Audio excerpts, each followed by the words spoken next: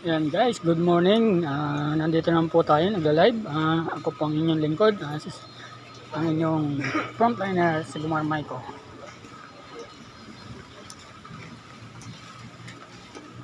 Ngayon po ang umaga, nakatapos lang natin maglibot at magkakot. Nagahan po natin ngayon kasi katatapos lang ng ba mga kapron.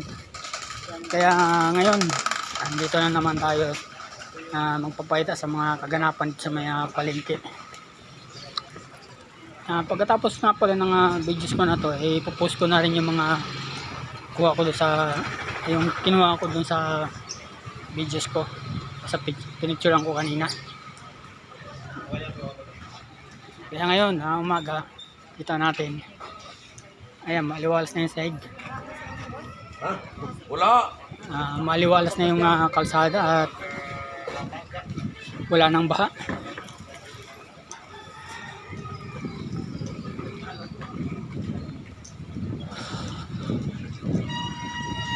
Pupunta tayo dun sa may bandang likod ng simbahan mga kapron para makita natin talaga na wala na yung baha. Katulad ng pinakita ko kahapon, malalim talagang baha kahapon mga kapron. Ngayon gagawin ulit tayo dun sa ganun na makita nyo na umupa na yung baha.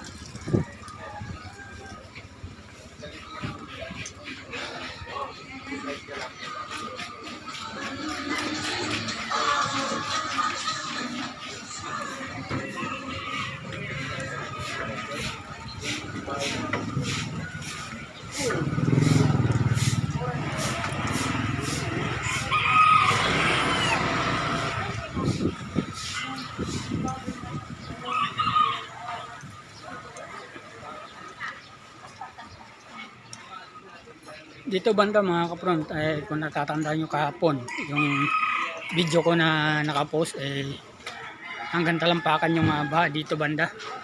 So ngayon nakikita nyo, wala nang tubig.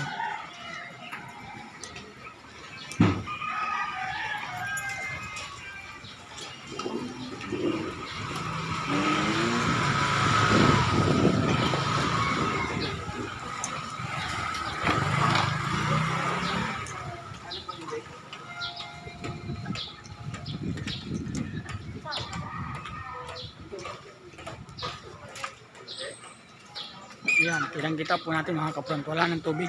Kita natin sa likod.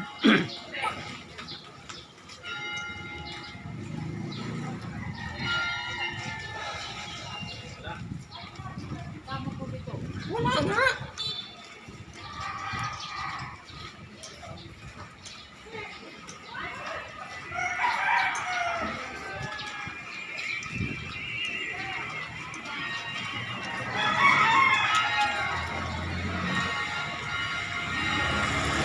Ayan, wala na ang baha mga kapron. Umupa na.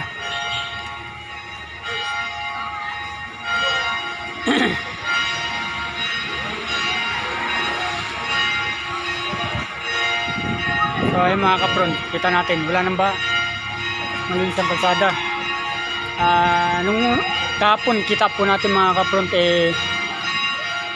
wala tayong masyadong madaanan dahil sa mataas ang baha mga kapron. Kaya doon po sa mga nanonood ng ating mga video, sana mapanood nyo at mabigyan nyo po ng like, share and subscribe ang ating YouTube channel, si Gumar Maiko. At sana rin po mga kapron matulungan nyo ako na maka 1K subscriber sa aking YouTube channel para makapag-post pa po tayo ng medyo maganda-gandang mga videos sa sunod na mga post natin.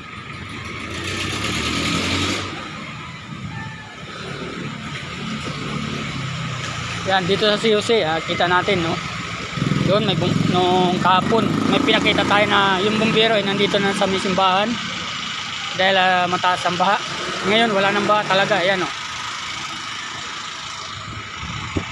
Yan, dito kahapon yung bumbero at saka yung nag-a-assist sa mga papasok sa City Hall. dito na sila dahil mataas yung baha doon sa may plaza banda doon sa unahan.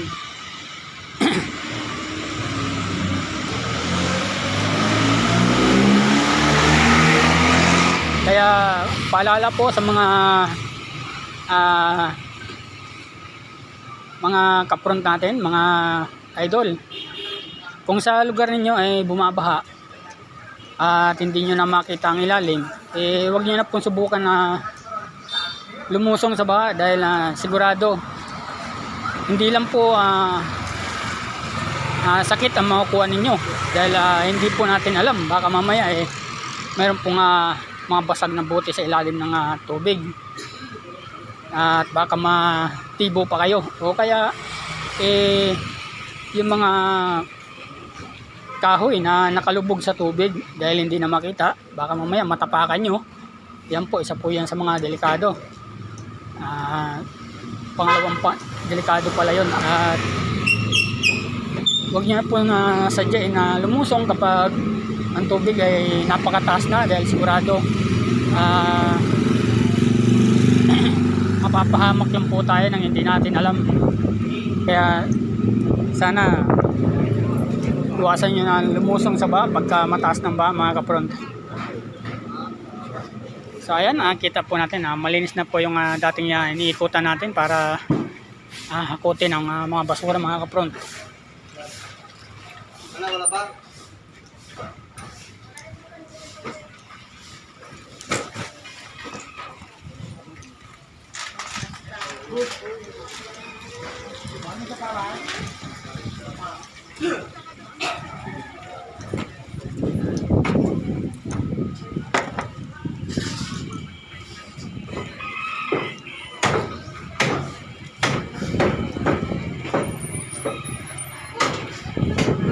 Ayan po, mga kapront, ngayon ipakita ko na po sa inyo mga kaganapan at nasabi ko na rin po gusto kong sabihin, sana supportahan nyo po ako sa aking mga videos sa aking TikTok, sa aking YouTube channel, si Lumar Maiko. At huwag nyo po sanang kalimutan mag-subscribe sa ating YouTube channel. At maraming salamat sa inyong lahat, sa mga sumusuporta at sa mga viewers ko dyan. Maraming salamat.